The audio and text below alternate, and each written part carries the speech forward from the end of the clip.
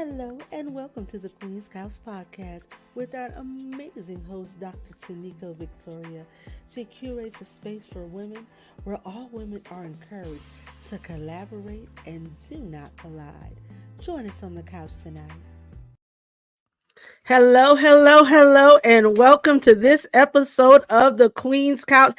I'm excited to have you with us on tonight. And tonight, I have none other than Lester Young with us on tonight. He's going to share with us. This is the end of our all male series for the month of June. We had all of the kings on the couch sharing their insight from mentorship, business, career. It has been amazing. But tonight, we're going to talk to Mr. Young, and we're going to have a candid conversation. He's going to share his heart and tips about mentoring, his story, and I am excited about it. So I'm welcoming none other than Lester Young. Thank you for joining us on tonight. Welcome to the Queen's Couch.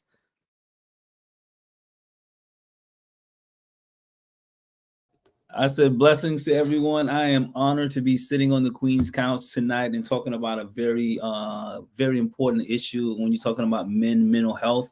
So I'm looking forward to digging into this and being very candid with you and your audience about why mental health is so important and just my entire journey from incarceration to mentorship to all of the things that I'm doing now. So let's get it. Let's get it.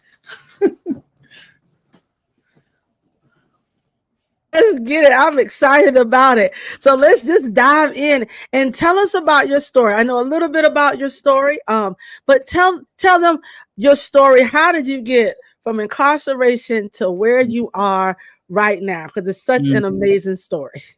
Yeah, I would say, when I would say when you see me, most people see the things that God has blessed me to accomplish in the short period of time of me being released from prison. But out of my purpose was born out of pain, out of grief, out of a lot of bad choices. You know what I mean? And those bad choices, unfortunately, landed me in prison for over 22 years and 5 months, and caused a lot of pain to my family and the families of the victims of the problems that I caused. So when people see it, they don't really understand that this was born out of a very dark place. My religion, not my religion, but my organization, Path to Redemption, it's doing great work. I'm thankful that God has blessed me to be that vehicle to do it. But it came out of a very dark place, and it came from me sitting inside of a prison at 19 years old, dealing with various levels of grief, various levels of depression, a little suicidal thoughts, and all of these various things that I was trying to process during my incarceration to give me some sense of peace. And through prayer, came resilience, and resilience came birth my purpose.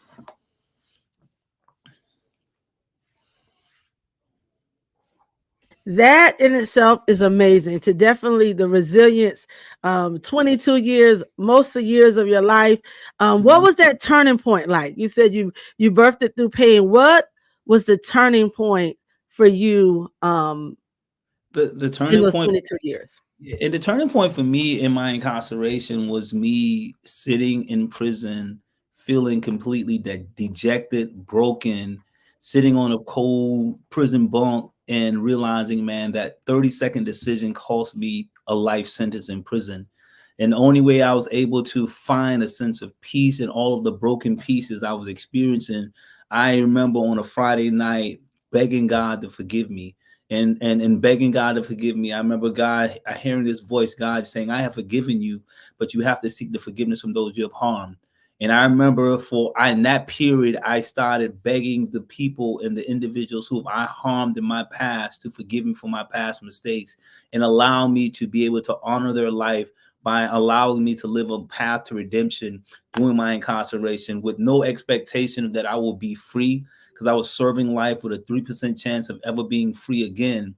But it was me atoning and repenting and acknowledging and humbling myself before God and asking God to deliver me from this. And again, this was still, I had 20 something years left. And I didn't mean that God delivered me out of the prison, but God delivered me out of that physical out of that physical and mentally emotional prison that I was living in for so many years, even before my incarceration. So that's what happened, is that I just surrendered myself and allowed God to use me, allow myself to be used by God to be able to bring about some form of transformation in my life and in my heart and in my mind.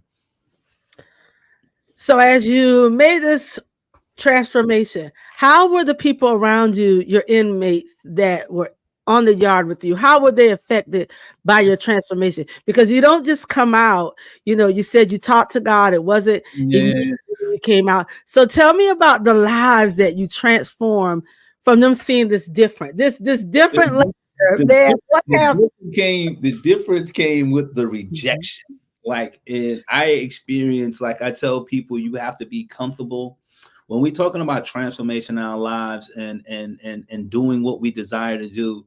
You got to be comfortable walking in the rain by yourself. A lot of people are not comfortable walking by themselves on the journey that God is taking them on.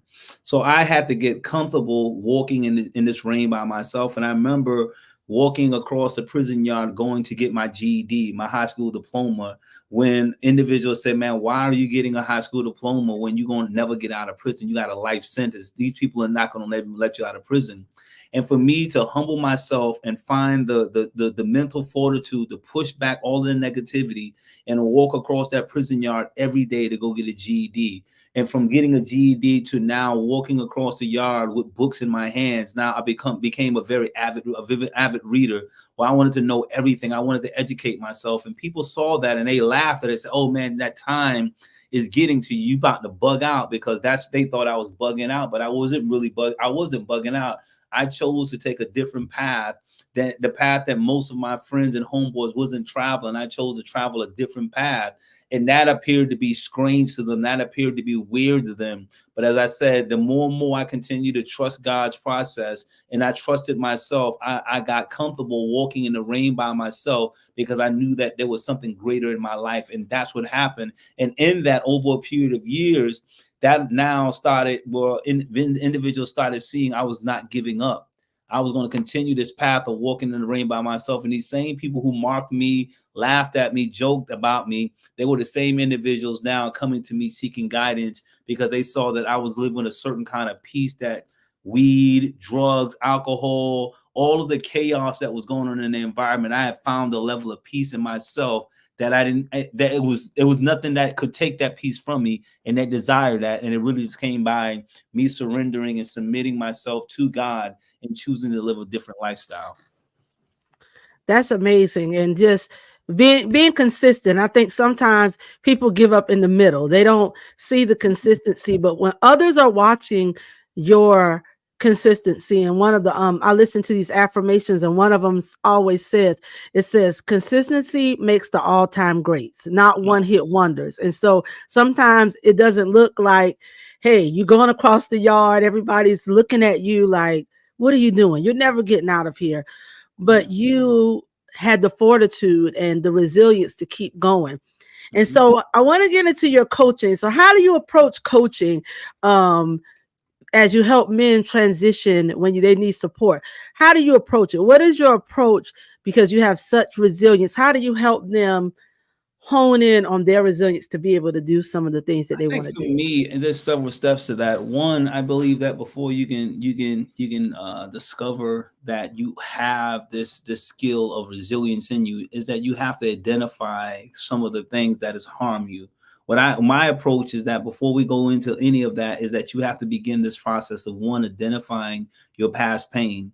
You have to identify that thing that shaped you and traumatized you and cause you to turn off the lights in your head and your dreams, stop you from dreaming. At first, that's how I approach it, is let's identify that pain point for you. What is that thing that shaped your behavior choices that have you in this bad place in your life?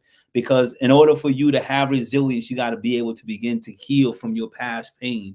And once you heal from your past pain, that leads you into a second stage of what I in my coaching is helping you now discover your authentic voice that God has given you. See, when you're in pain, you sometimes mimic and recite and say what other people have told you to say about you or about things. But when you start healing from your past pain, you now discover from that healing, you find your authentic voice. And that goes into the third part of this coaching, is that once you heal from your past pain, you find your authentic voice. Now you discover your vision and your gift that God has given you. And sometimes your gift is in your misery. Your gift is in your pain. Your gift is in your hurt. And once you're able to heal from that, now you found your voice. Now you can be able to articulate to someone else that this is the pain that I experienced, and these are the XYZ steps that I use to find who I am. And that's where that vision comes. And once you find that vision, now you have a purpose in your life, which becomes the anchor that holds you back. So no matter how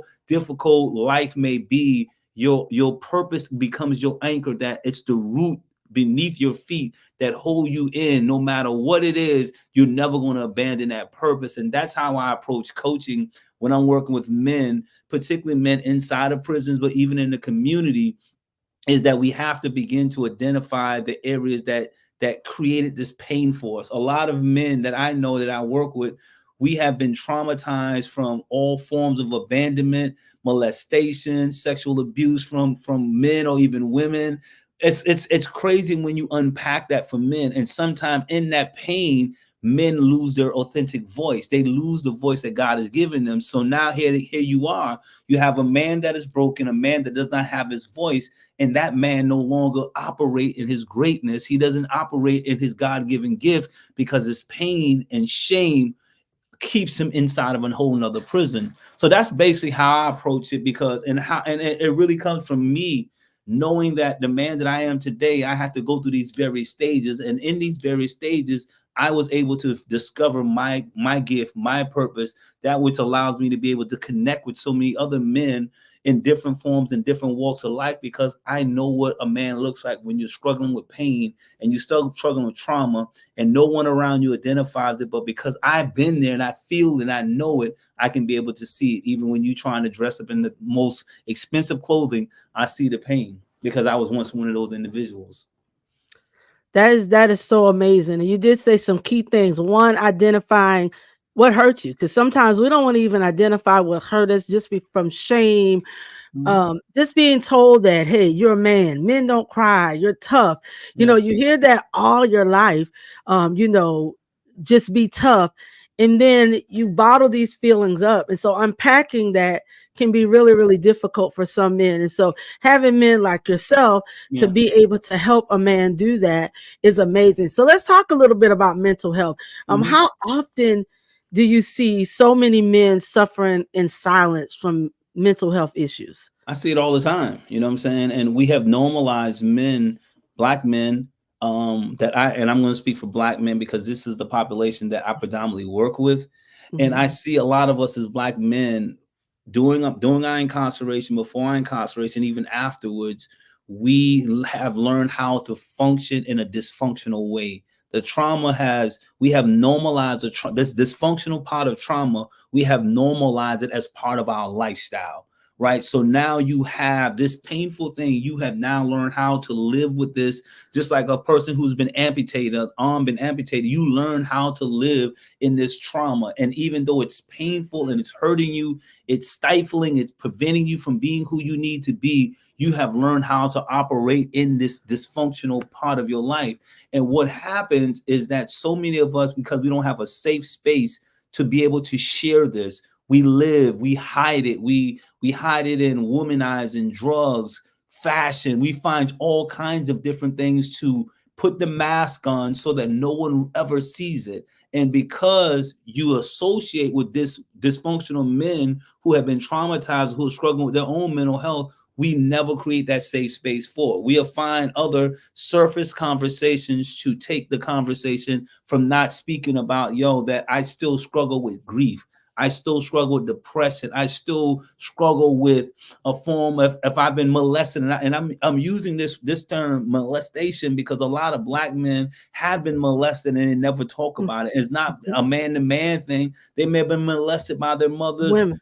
women, with other Mm. women. I mean, women have molested men at a very Yeah. young age and created this level of shame that these men have. So now when it comes down to commitment to relationships, it's hard for them to commit because their first sexual experience or their first intimate experience was in a form of molestation. So all of these things spill over into your adult life as men. And you now, because you find yourself you're in the part of this process of womenizing because you have not healed from the trauma, and you don't want to talk about it because it would not allow you or make you appear to be masculine and healthy and the man of all men, because you experienced something that was painful to you. Now you live in shame, and your shame is wrapped into all of these different beautiful colors, and you hide behind that.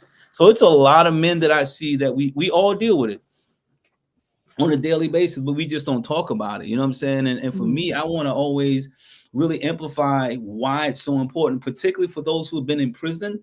For men like myself who've been in prison, we've been traumatized in a lot of ways. We saw a lot of things in prison and experienced a lot of things in prison. We come home and we normalize it. We don't talk about it. We stuff it. And for years, I stuffed my trauma that I experienced in prison, and the trauma was nothing physical or sexual. It was just the fact that what I witnessed, what I saw on a daily basis, being in prison from 19 years old to 41 years old, there's something that happened there, right? There's a disconnect, because what we do inside of these environments, we unplug that emotional thing, we unplug that, and we learn how to operate with no emotions. So now here as I come home, I've been living like this for 10, 15 years. Now I come home, I don't know how to correctly connect that emotional button back. So now I find myself struggling with emotional connection. I can easily cut you off. I can walk away from you. I don't have a conversation with you. I don't share.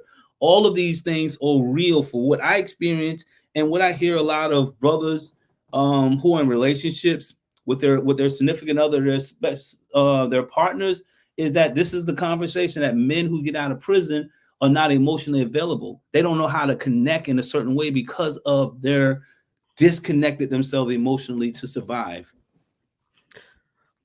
You made some very, very valid points. So, as you just said, I want to dive a little bit into, as you say, they're not able to connect with the significant other. So, Mhm. what would you say to a woman who is dating someone who may have been incarcerated, who've gotten out, and they're trying to connect that emotional button?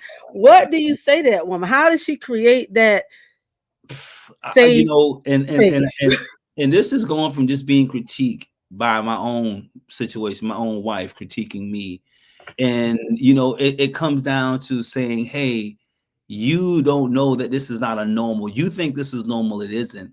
And really having I think that a lot of women who are in relationship with men who have been in prison, is that we have to have an honest conversation with men. We can't be like so in love with this person when they get out of prison that we ignore all of the blind spots of this person, right? And there's a lot of blind spots with men who get out of prison, especially for those who have been in a certain period of time. And those blind spots are just making real decisions. You walk out of prison after a certain amount of years, you struggle with decision making. You just struggle. You indecisive about decision, because in prison you was told everything you needed to do. You was told to do anything you needed. It was given to you. You know what I'm saying? So I would just tell women, like, when you enter into a relationship, like, immediately, don't go buy this person an iPhone. Don't go buy this person a bunch of clothing.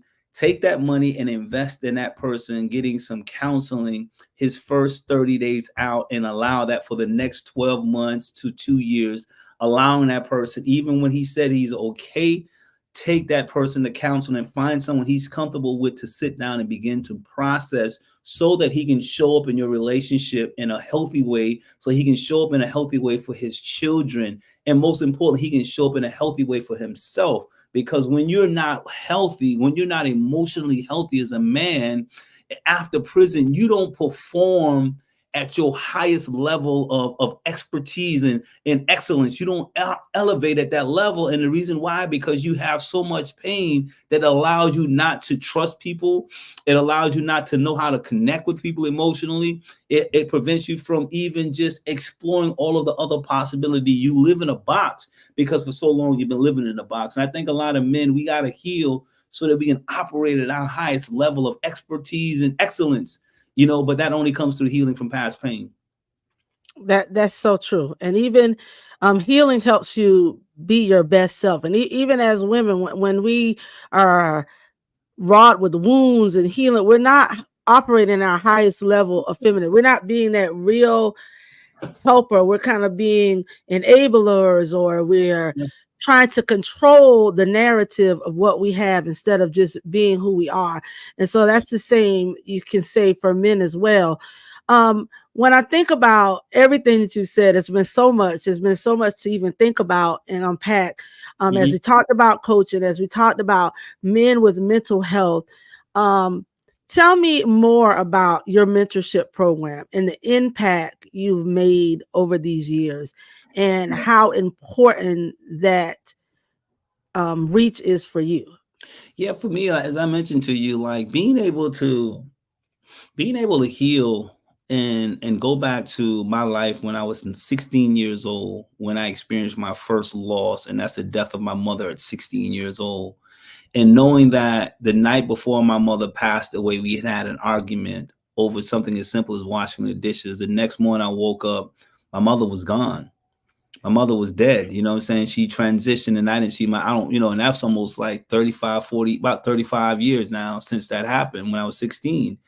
And in 16, what after her death, she died in March. September, I was already incarcerated. I got my first conviction on my first arrest at as soon as I turned 17 years old. And that's approximately about 4.5 months after my mother died. I found myself being arrested for possession of crack cocaine with an intent to distribute in the school zone, facing 25 years. I ended up getting a 90-day shock probation sentence. But this brings me back to why I'm so passionate about mentoring, because most people don't look at beneath the surface of people who make bad choices.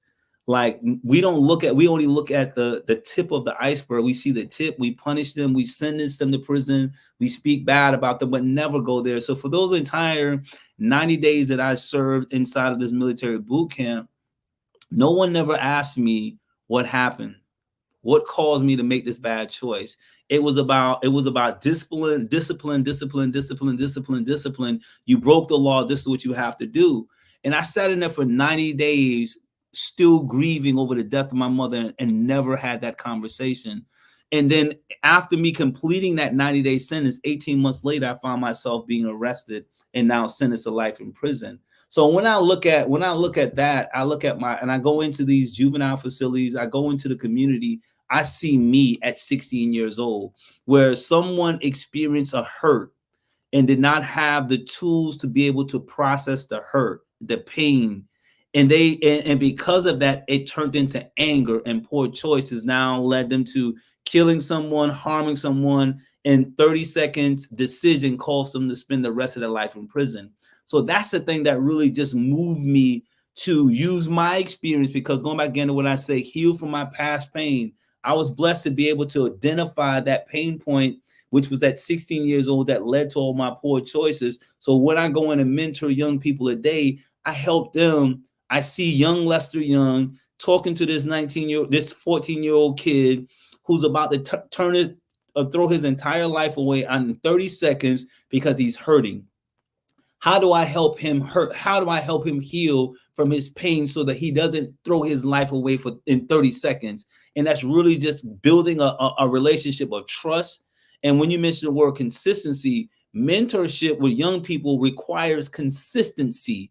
You have to show up consistently, because most of the kids who we work with in the juvenile facility, they have been abandoned. No one never showed up for them. So for me to walk in there every day and don't come back for 2 weeks or 3 weeks, that again adds on to their list of people who have disappointed them, right? So in that, we have to maintain, in order to correct that behavior, we have to be able to connect with the youth. And from that, we're able to help them to begin to identify these pain points in their life and begin to be able to process it. And I'll say this lastly, I remember when I started going into one of these facilities, one of the things that I led in everything that I teach the young men is the power of love.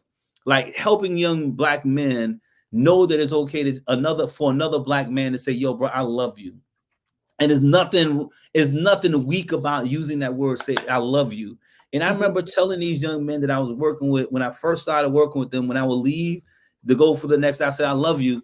They'd be like, man, oh, you crazy, man. You weak, or you gay or something like that. We don't get down like that, And I was like, okay, but I know what I was doing because I was that young kid that didn't understand that terminology, love, because I Mhm. struggled with it with my own father, right? So me consistently telling them, yo, I love you. Like, guess what now? When I walk in or when I walk out after my meeting with them, what are they going to tell me? I love you. I love you, man. And see that love again by telling them that and showing them and demonstrating as another black man that is okay for another black man to say I love you without having no ulterior motive. That I love you. That's part of helping you heal, because when there's a love there, now you're gonna open up and tell me like, hey man, my mom ain't never been in my life. That's why I've been in the streets. I've been homeless at age 13 years old, which caused me to do the stuff that I do. Now I can begin this process of helping you heal because now I know where it's coming from. That's good. And I love how it's truly a pathway. It doesn't just happen overnight. You have to kind of go through, building that relationship, as you said, being consistent. Because most times, you feel such abandonment. And I tell people abandonment is really difficult, especially for men, because it affects them in so many different ways. And Mm-hmm. so just to be able to be a support for young boys and mentor them, and then be able to have them confide in you as a safe space is just so amazing, and so um a great testament of what the power of redemption is like. And I think people use that word so lightly, Yeah. and they think, hey, I've been redeemed, but when you can go out and help other people from Yeah. what you've been through, to say, hey, I'm going to give you that hand, I'm going to help you not Yeah. make a 30-second decision Yeah. that could ruin your entire life. Yeah. And so I know you're an advocate. I know you go all over and you talk to different Mhm. um, prisons and different programs. What is one of the biggest challenges you have encountered when you're fighting for prison reform? It's people understanding that the person's worst mistake does not define their future. That the worst mistake does not define the person's future. And helping people see the human side and flaws of us as human beings. All of us have a flaw. All of us have made some bad choices, but it's not the definition of who we are. And when we're talking about prison reform and conversations around policies and helping people get better education while they're in prison or after prison, helping people get better jobs, housing, just all of these different barriers that are preventing people with felony convictions to move forward, is the hardest thing, is helping people, getting people to see that these individuals are human beings. They're Mhm, human beings who made a mistake, and because of their mistake does not rule them out of the human family. Now they mhm, become aliens. They're still mhm, human beings, mhm, and they still, as long as they have breath in their body, they still have room for a path to redemption and to mhm, help. And people have to understand, and I know that a lot of people, especially when there's been a violent crime, when there's been a loss of a life, I know it's hard to say, man, I can't forgive this person. I get it. But at the same time, this person, because you have not reached your level of forgiveness yet, doesn't mean that the person who have caused the harm cannot find forgiveness or redemption. mhm, And that's the hardest thing, is helping people mhm, understand that, you know what I mean? And some people who committed crimes, and I'm one of those individuals who committed a violent crime, I can honestly say that there was a period of my incarceration where the reality hit, and then the guilt hit, and then the grief hits, and to be able to walk through that. But most people don't see that side of the person who have committed a crime. And there's mhm, these people go through a transformation. I'm not saying everybody, but there are men and women that I know and that are sitting in these bad environments, prison environments, have went through a transformation, through a metamorphosis of change. And it's important. It's important that people start seeing them as people who have the seed of redemption, have the seed of forgiveness, have the seed of being able to be redeemed. Because we all say that we worship a God that believes in we believe in we worship a God that believes in second chances. The God that we believe in is the God of love, a God of forgiveness. And if we believe that as a human as a human race, why are we excluding that from someone who have made a mistake? And on top of that, you don't know the pain, unfortunately, the pain that this person went through that may have led to that bad choice, but that does not define that person. So that's the challenge for me, is helping people see that regardless of the mistake, yo, we still human beings and we should be Mhm. treated as such. I made the mistake. I've served my time. I'm serving my time, but I still am a human being that God, I'm still part of God's family. I'm still part of God's creation. I Mhm. didn't get cast out into hell, you know what I'm saying? And into becoming this alien. I'm still a human being. So do you think that starts with, I would say, training of those who directly work with prisoners? And I can remember when I was about, I have a cousin that's about, he's about 4 years older than me. So about at 17, he went to prison. Mm-hmm. And we used to visit him and things like that. And just the way, the whole process of going to visit him and the way you're treated as if you did this crime too. So I Yeah, can yeah, only imagine how an individual is treated inside of the prison. So yeah. what do you think about training the CO officers about Mm-hmm. just what you said about being humanity? This is Yeah. someone's I son. mean, This I is do that someone's now. father. And it's really, I just feel they need sensitivity training because, of Yeah, course, yeah, I want to be. I'm. This is my punishment, but at the same time, I'm a human being. I want to be yeah. treated like a person. Yeah. I use that. I use that to say that I use that same thing because when I think about my transformation inside of prison, it came from two things: is that someone saw me and respected me, and that came from a staff member that was in prison. And so I do a training here inside of some of the prisons again for those prisons that are open to understanding more. Like I said, I consider myself a prison reentry expert. Why? Because I served 22 years and 5 months in prison. I successfully transitioned out and been home for the last 10 years and successfully built a life after 22 years. I've been there. I know the environment. I know what it takes to find their path to redemption while they're in there. And then on top of that, how do you navigate out here to be successful? I'm talking about building a family, building a business, giving back to your community, all of these various things. So I'm a reentry expert when it comes to that. And this is what I try to get correctional environments to understand, that those who have been impacted by the problems, we have the solutions. We have the solution. Mhm, We know what it is.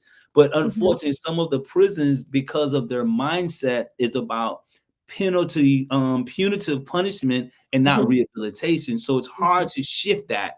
But over the years, we're now starting to see a shift in some of how some of the prison directors are leading, because now they're realizing that being punitive does not transform behavior. mhm, What transform behavior is, I see you and I respect you as a human being, and in that you now be able to bring about a transformation inside of that environment and also prepare that person for success on the outside. So that's one of the things that I do in my organization as a training consultant.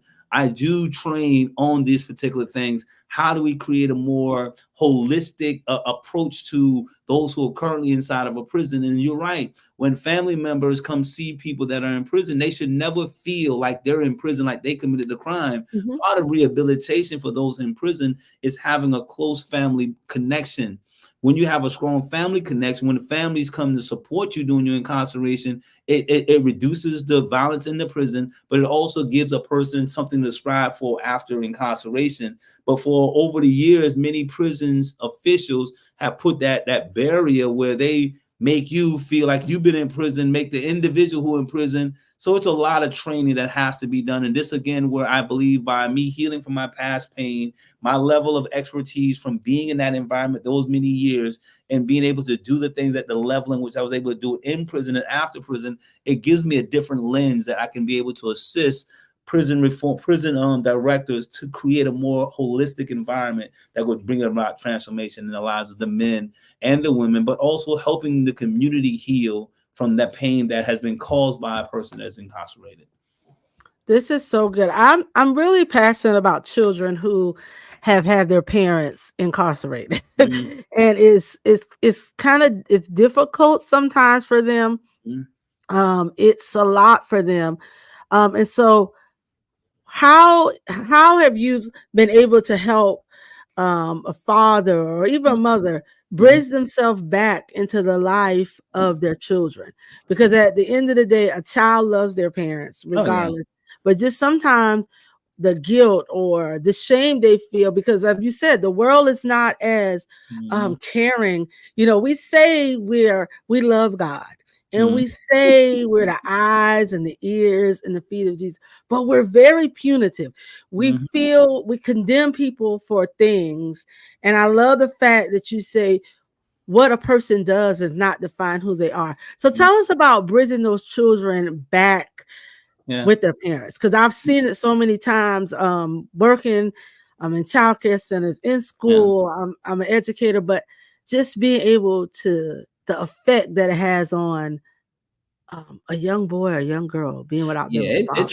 it's transformative for a young man to connect with his father that is currently in prison, and to be able to have to build that relationship. The same thing with a mother. There's an organization that I remember. This organization I have profound respect for. It's called Proverbs 226, and it's out of Charlotte, North Carolina. There's a guy, I forgot his name, but they started this organization by bringing children of incarcerated parents inside of the prisons for one day, and they allow the fathers to be fathers and the children to, without restrictions, allow the children to connect with their fathers. And in this organization, they not only that, in that they also provide higher education for the kids who fathers are in prison, because statistics show that families who have been impacted by incarceration, they have a less likely chance of completing high school, going to college, and even living below above the poverty line. So Mhm. this organization, what they attack is education. But what they do, they allow the children to build a relationship with the fathers and the mothers while they're in prison, to be able to create again this process of healing. A lot of young people who parents are in prison, they struggle with shame. That shame turns into anger. Anger Mhm. turns into violence. And now you find that they have a greater chance of meeting their parents inside of the prison, as a person who's incarcerated, just like their father or their mother incarcerated. Now they become an incarcerated person. So my approach has been over the years is, how do we help this? And this is through my coaching program as well, like working with men who are presently in prison and preparing to come home, begin this relationship building now. But this is why I have to go back again to why I believe counseling is so important, because depending upon what happened over the span of time between that father and the child, or the mother of that child, there's a lot of pain that is going to surface.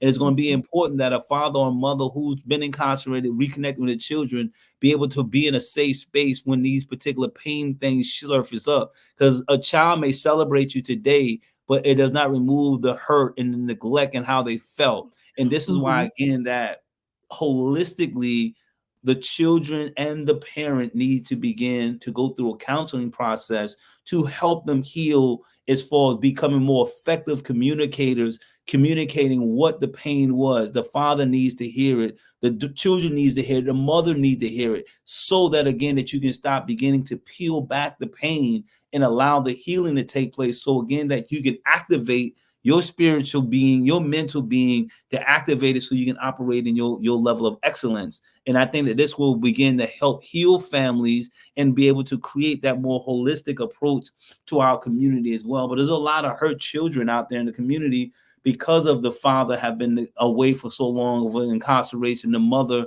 has been struggling as a single parent, struggling to take care of a bill, while the father has been in prison for the last 20 years. So a lot of these dynamics creates this. But I think that we need, as a community, we need to start paying more attention to creating more opportunities of healing for children who parents that are currently inside of the prison system.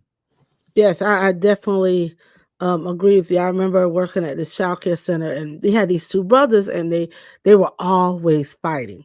Mm-hmm. And so one day I brought them in my office. I'm like, man, what's going on? And I was like, you're gonna, I was like, you don't like school? I was like, you're gonna grow up and do something. And what he told me, he was like 10. He said, oh, I'm not gonna be anybody. I'm going to jail. Mm-hmm. So I sent him out of my office, Mm-hmm. and I just started crying. Like I never heard a 10-year-old just say, "Oh, I ain't gonna be nothing. Mm-hmm. I'm just going to jail like my daddy." I was like, Yeah, "What?"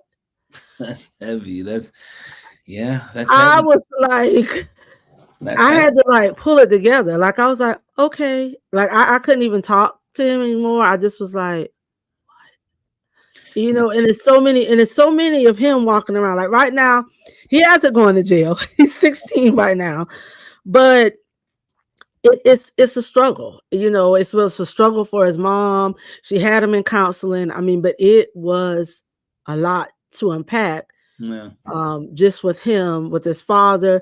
I think some of his older brothers went to prison. So he just thought that was his pathway. That's just what happened to him. And just, his mother worked really hard to kind of put him in programs, try to get him mentors because that's mm, just what he believed about himself. And you couldn't change his mind yeah, at that point. He's a little bit different now, but mm, without people like you that just mentor, that understands, that can go to the pain of what a child feels or what an yeah, individual feels when they're 16 and make their first mistake, how can they come to that pathway of redemption? So I'm glad that you shared that on tonight. I do know that you are an author. Tell us about your books.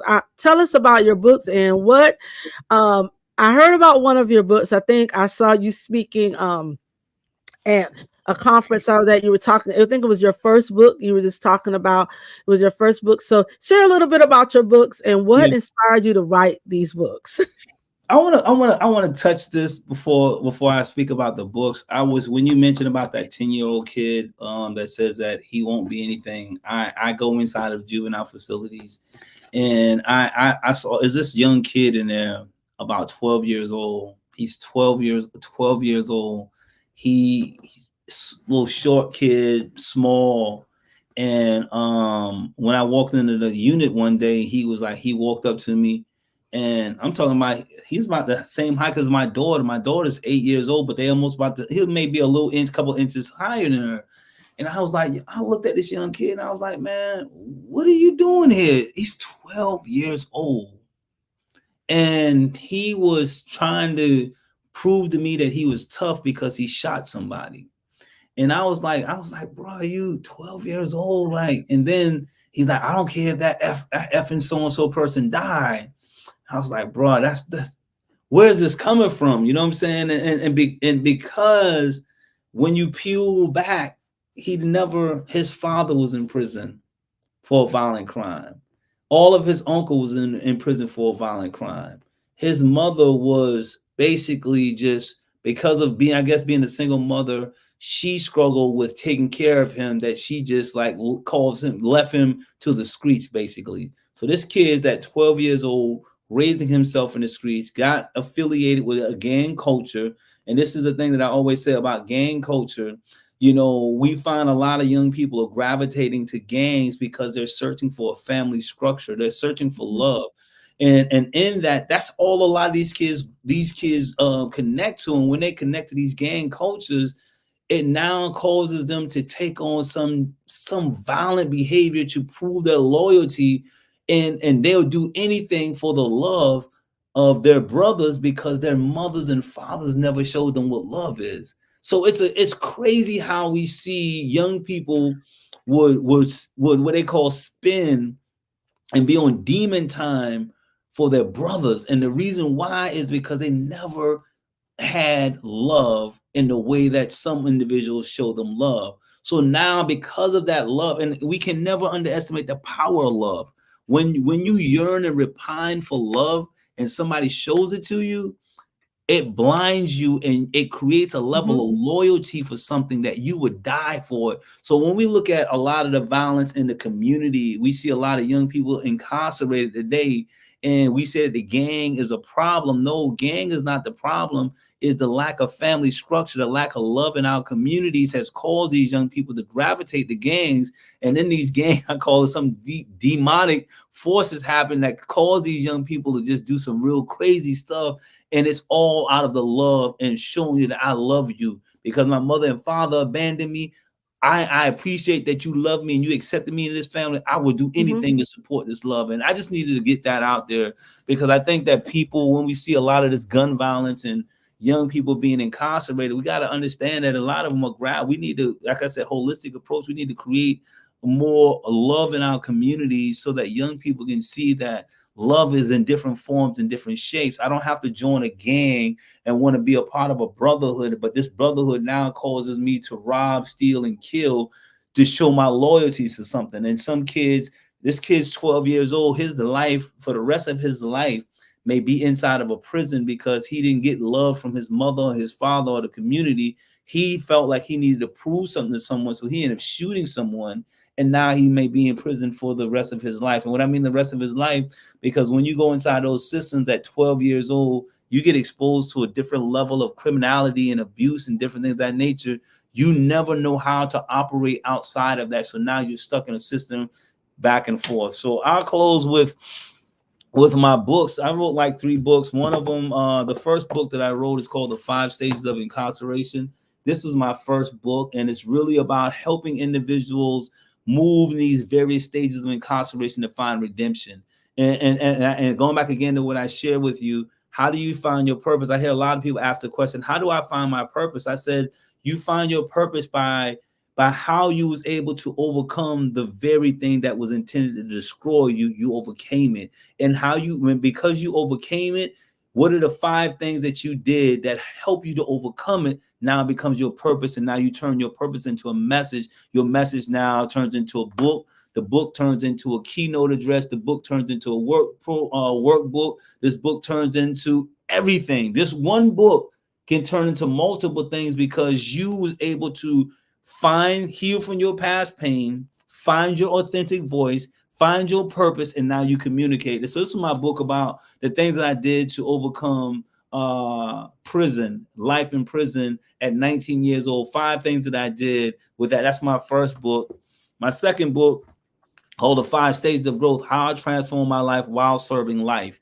And this is what I talk about here, about the healing from the past pain, the finding the voice, because those are the things that allow me to be able to operate at a level of excellence in my life now, because I don't have a lot of baggage. I don't live in shame. I'm bold enough now to say that the thing that I was once ashamed of, I now embrace that, and I'm able to articulate that because I found my voice in that pain, which allowed me to heal from that thing that may have caused me shame. So that's my second book that I focus on. And my last book is called The Path to Redemption Anthology. And this is called The Strategic Lessons for Mentors to Empowering Youth. In this book, what I did here is that I got a group of men and women that work in my organization that do mentoring inside of the prison, inside of the juvenile facility. We just shared our stories of how we connect with the youth through mentoring and just providing strategic lessons. So again, we use our stories to create a message to empower people. And now this book, we use this as a training manual to educate juvenile facility people working with young people. We use this story to now do training about how do you connect with the youth? What do you need to look for? So on and so forth. So those are my 3 books. And as I said to you, and I said to your audience as we conclude, is that many people search for their purpose. Purpose is not something you can go buy. Purpose is not something that someone just give you. You don't need to like mock and try to imitate everybody. Everybody has their own unique thing. And how do you find that purpose? Is that you survive something that was intended to destroy you, and you from that you was able to pull yourself out of it. And because you survived it, there's thousands of men or women who may have experienced the same thing that you experiencing, but God bless you to get out of it. And that's how you now turn that your pain, your mess, into a message, into a ministry, into a program that can now transform the lives of thousands and thousands of people around the world, because God allowed you to be aware of those things those 5 steps that allowed you to be the woman that you are, the man that you are today. Thank you so much for sharing with this. This was absolutely an amazing conversation. And so, if you are looking for someone, a coach, if you need support, Lester Young, he already said that he is a re-entry expert. And so, Absolutely. guess what?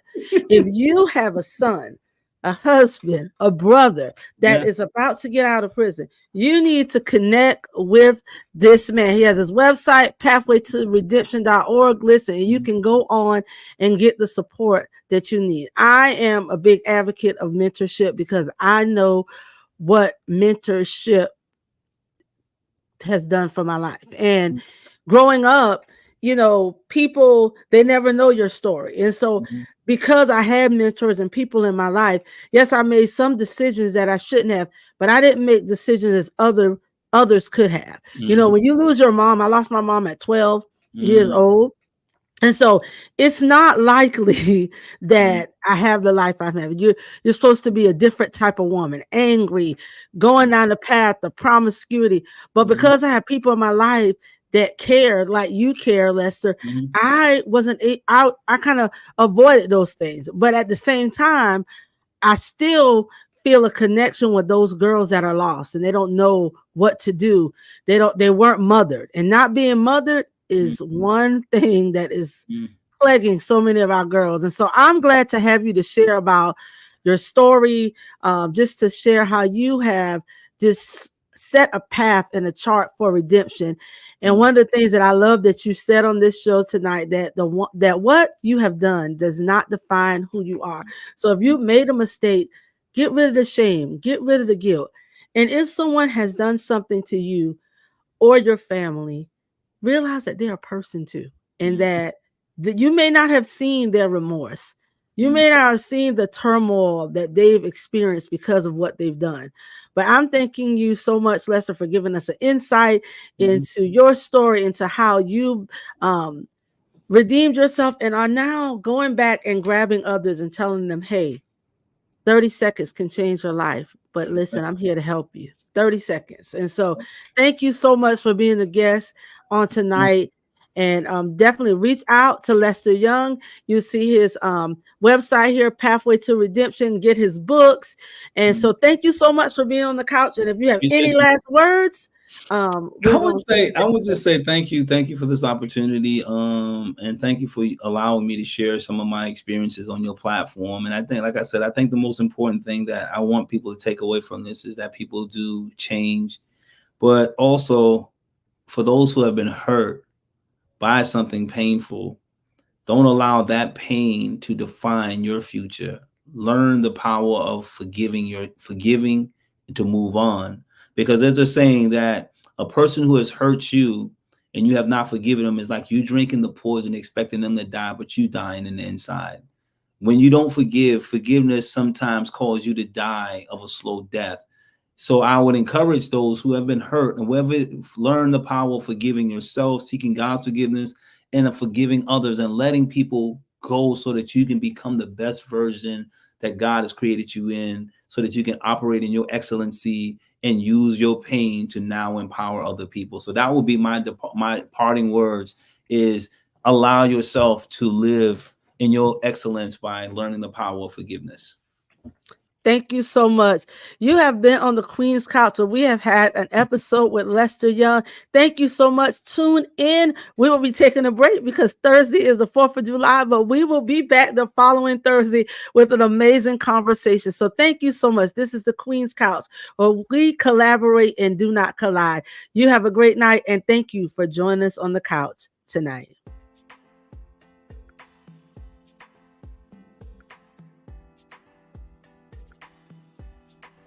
Hello and welcome to the Queen's Couch podcast with our amazing host, Dr. Tanika Victoria.